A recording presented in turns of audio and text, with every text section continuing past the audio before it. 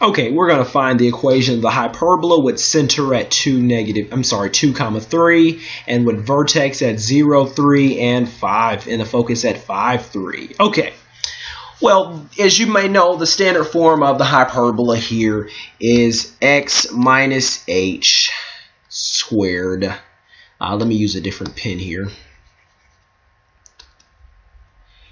Is x minus h squared divided by a squared minus y minus k difference squared divided by b squared. And this difference here is equal to 1. Okay, well, this is not a tutorial video on what to do with hyperbolas and introduction and proof of how we get these formulas. This is just a simple video, an instructional video to understand how to do this problem here. Okay, so if our center is at 2, 3, so that means our h, k is equal to 2, 3. Okay, so we understand that first. All right. Now that we know this is equal to 2, h, k is equal to 2, 3. Let's find what the vertex and the focus are. Well, first of all, what are our vertex and focus formulas? Now, I know it depends on what axis we're lying on, but let's do the one lying on when it lies on the x-axis here, which is this equation here. So if it does, let's see, the vertices would be h plus or minus a, h plus or minus a, comma k.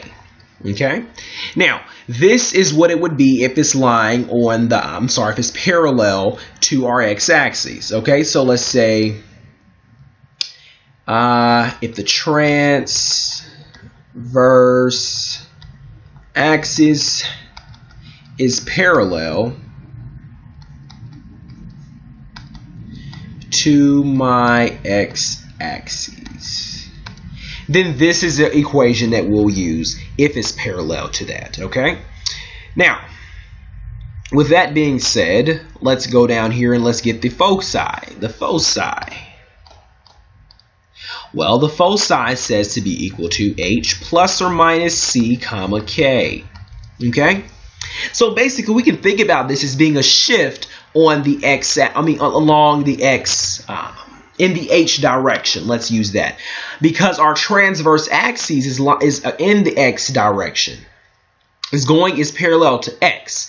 So you know, of course, your vertices and your foci, both of them will lie on the transverse axis. So if the transverse axis is parallel to the x, we're shifting our x. So that means x is equivalent to h. So we're shifting h. Okay. We're shifting it. We're making a shift of h, okay? As you can see here, we're going to shift h a units, okay? And we're going to leave k alone. Now, a way that I actually do these types of problems to understand which equation to actually use is by just looking at these values here.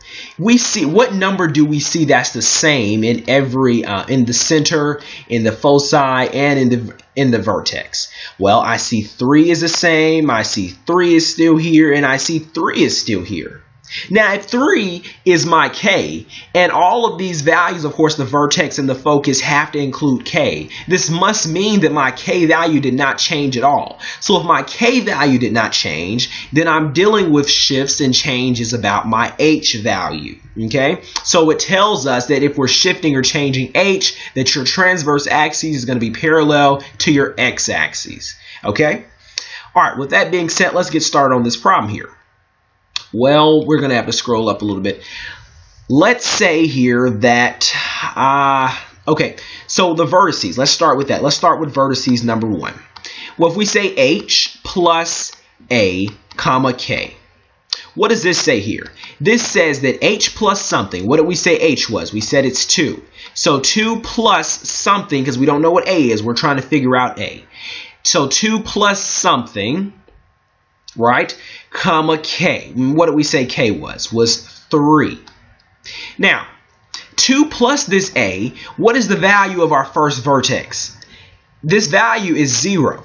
So 2 plus a must give me 0, because then we'll get the point 0, comma 3. I hope you see that there. So let's see. So this will be 2 plus a is equal to 0, and then it'll be, of course, comma 3. Well, 2 plus a, if we solve this equation for a, we'll end up getting a is equal to a negative 2, because we subtract 2 from both sides. Those 2's cancel. I'm left with a is equal to a negative 2. So a is equal to a negative 2. Now, of course, we can check this by substituting into this formula here. So vertex 1 is equal to h, which we said is 2, plus a minus 2, comma k, which is 3. And we should end up with what? Well, vertex 1 is equal to 2. I'm sorry, these 2 plus a negative 2, they would actually cancel, then I'd be left with 0. And I'd have 0, comma 3, which is indeed the first vertex that we have here. Okay, with that being said, let's go ahead and find vertex number 2.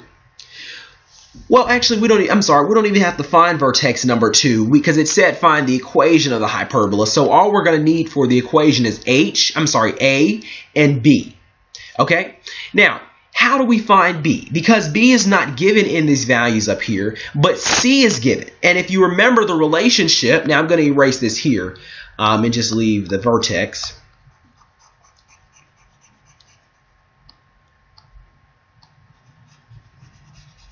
But if you remember the relationship that says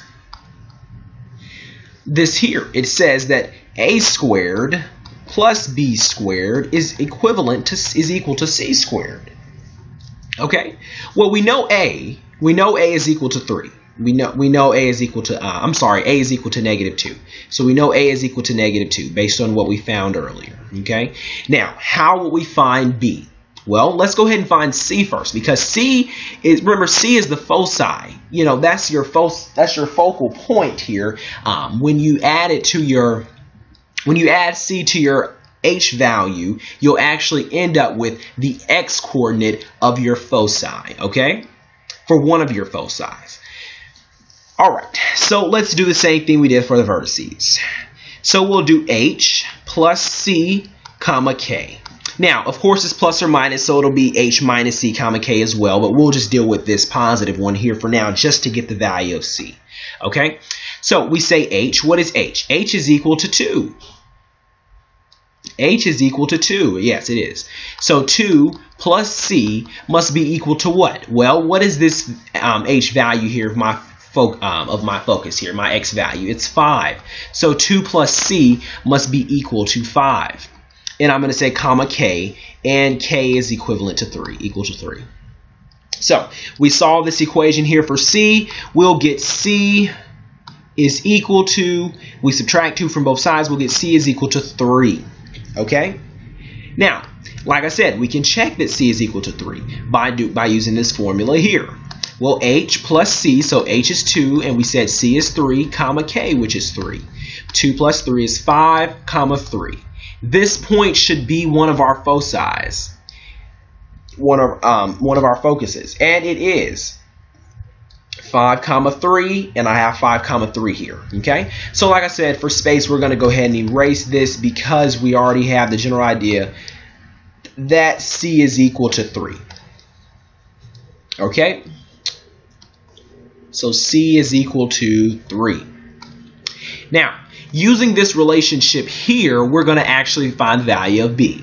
Okay? Because it says, let's see, A squared plus B squared is equal to C squared. So what is my A squared? Well, my A squared is negative 2. Negative 2 squared, that'd be 4. And then plus B squared, we don't know B squared, but is equal to C squared. Well, C squared is 3, so that'd be 9. And if I subtract 4 from both sides, I'm sorry, I'm writing cricket here, I didn't notice that. If I add 4 to both sides, subtract 4 from both sides, I'll end up with B squared is equal to 5. Now, to get B, we just take the square root of both sides, and we have B is equal to the square root of 5. Okay? Now, we finally have enough information to use our formula here. Okay, like I said, for space, we're going to just erase this work here, and we're just going to leave the value B is equal to the square root of 5. So B is equal to square root of 5. Okay. Now, so let's go ahead and use this formula. We said it's going to be X minus H squared divided by A squared minus Y minus K squared over b squared. Okay? Well, what is b squared? Well, of course, if this b is equal to the square root of 5, we square that. That square and that radical cancel, and I'm left with 5. So that means b squared will be equal to 5. Now, what's a squared? Well, a is negative 2. Negative 2 times negative 2 is 4. Okay? Now, what is my h? Of course, you know your h is 2, and then your k value is 3. So let's go ahead and substitute this stuff in here. Finally, what we'll end up with is this here. We'll end up with x. Let's write this in a different color.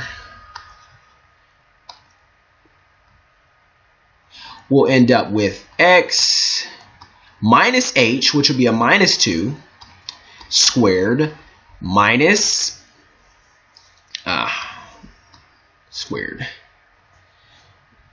This here divided by a squared. What do we say a squared was? Negative 2 times negative 2 will be 4, minus this over here, which is y minus k. Well, y, what did we say k was? It's a 3. So y minus k, which is going to be y minus 3 squared, divided by b squared. Well, if b is equal to the square root of 5, b squared must be 5. And of course, this is equal to 1. And this is the equation of this here hyperbola. This is the equation of the hyperbola with transverse axes lying parallel to your x-axis. Okay?